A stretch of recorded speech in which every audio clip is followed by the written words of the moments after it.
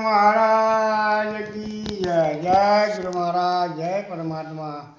जो जय गुरु महाराज कोई पाप लागती हो तो बधु मारा बाल्यसन में मोकली देजो कि जो परमात्मा जो जय ना बोलिए तो खोटू पड़े।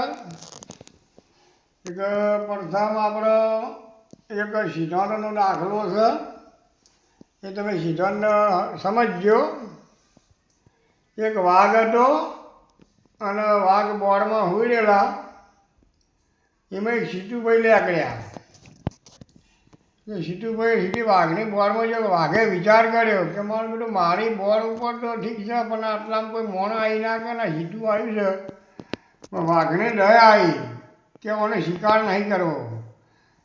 જો સીતુભાઈ તમે શું તમે આવ્યો કે ભાઈ હું તો તમારી જોડી આવી કે તમે એમ કરો મારા ભેળા તમે રહો મોટો શિકાર આવે મને જગાડવાનો એક તહેવાર ત્યારે એવાના ભેળા હાથી રહ્યા અને જો બરાબર મોટો જાનવર આવે હાથી આવો એવા તમે જો કહેવા માંડ્યા કે સાહેબ સાહેબ કે મોટો શિકાર આવ્યો કે વાઘ તો એક ને બીજી તરફ મહી નાખે તે વાઘ તો ખાઈ ખાઈ કાયમનું ખાધેલું માંસ માટે અને બીજું બધું સીતુડું ખાય તે સીતુઓ ભાઈ ખાઈ ખાઈ ભંભલા જેવા થઈ ગયા।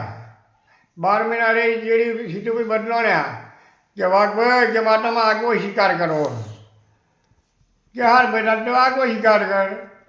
તે આગવો શિકાર કરવા ગયા એક લુંકડાભાઈને ભેળો રાખ્યો કે મને મોટો શિકાર આવે તો મને જગાડજો।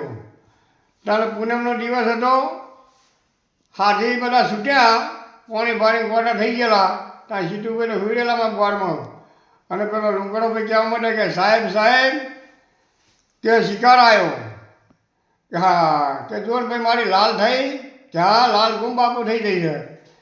ત્યારે હાથીના પગમાં જઈને લખુડિયા ભરવા માંડ્યા હાથીના મનથી કે પગ હાવડું આવ્યું તે ઊંચો પગ કરી પગ મેલ્યો કે સીતુભાઈને ચેડીએ લાગી ગયું અને મારીએ કે પડે પડે મારું સીધું કે લુંગરભાઈ લાલ થઈ ગયા બાપુ હું બેકોર થઈ જાય કે જો પરમાત્માનું ભજન કરવું અને કોઈનો વાદ ના લેવાય ને કે બેકોર લાલ થાય। આટલું કહી મારી વાણી વિરામ આપું। બોલો સદગુરુ મહારાજ કી જય।